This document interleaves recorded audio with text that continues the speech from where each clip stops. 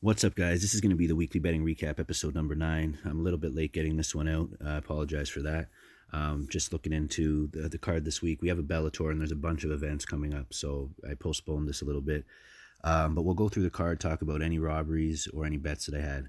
First of the night was Yusuf Zalal and Austin Lingo not to go the distance. Came close a couple times with the choke. Zalal did look really good, put on a good performance, but just didn't get the finish in that one.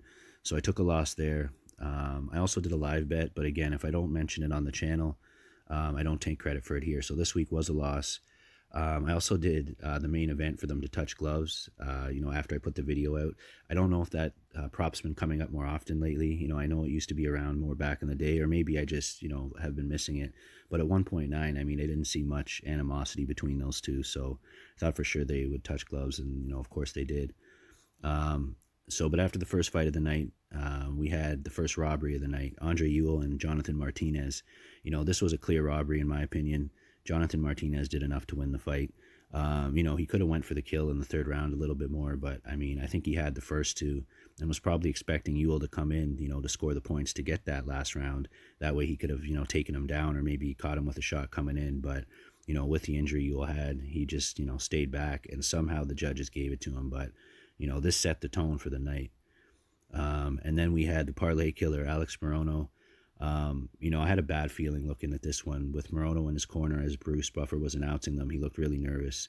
And then across the cage, you got Kalen Williams, ready to, rush him as soon as he comes out of the corner. So it didn't look good to me. I thought Morono would look to grapple or get it to the mat.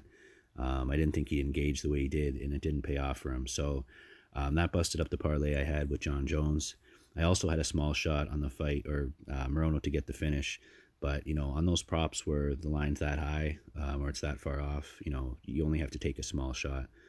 And then we had another pretty major robbery here. So when they read the cards, I thought for sure that Lee was going to get it. It's possible the takedown at the end of the second was what they gave it to her based on, but I mean, that's not enough to win a round. And then I guess you could maybe give her the third. So, that was a really bad decision as well. And with, fights like that, it busted up a ton of parlays, I'm sure.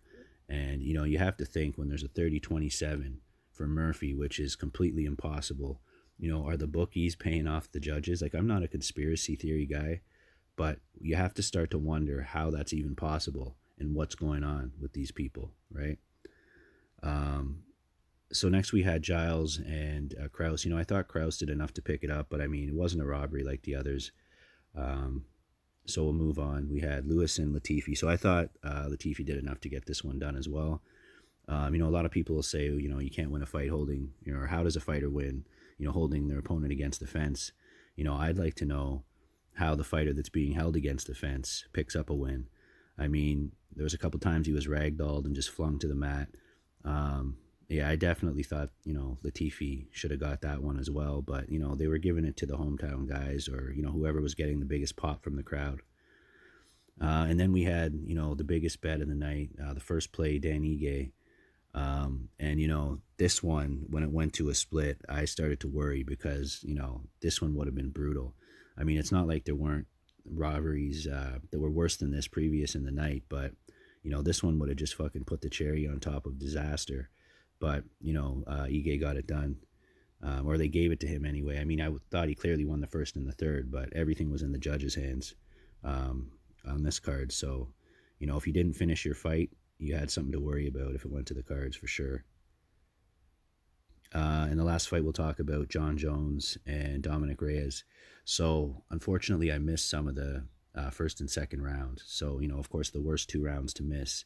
But the consensus is that Reyes won from what I've heard. I'd have to watch the first two rounds. I am, a believer in you have to beat the champ.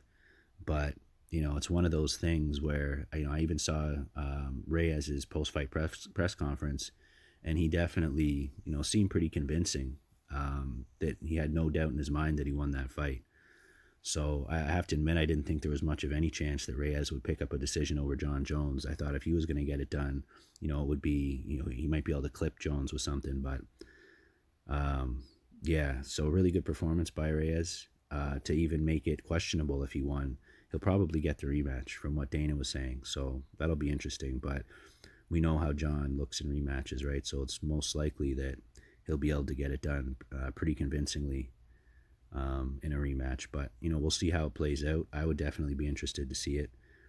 And that's about it. So as far as bets go, it was a losing night. Now, again, I don't ever add in anything I did after my video or after the video that I put out with the bets. Nothing after that gets put into the tally.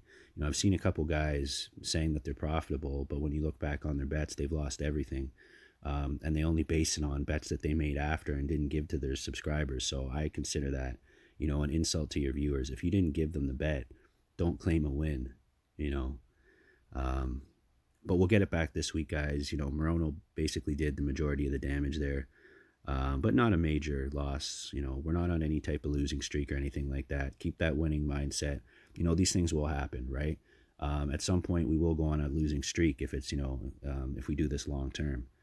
But most likely, we'll go up to the end of the third quarter. The end of the first quarter at least. And I'm going to ride it out for Mr. Arkansas's competition. And I'm going to put out a video for that as well. There was some things, said about betting and how bets don't mean shit. And, shining a light on some of these guys that charge for bets.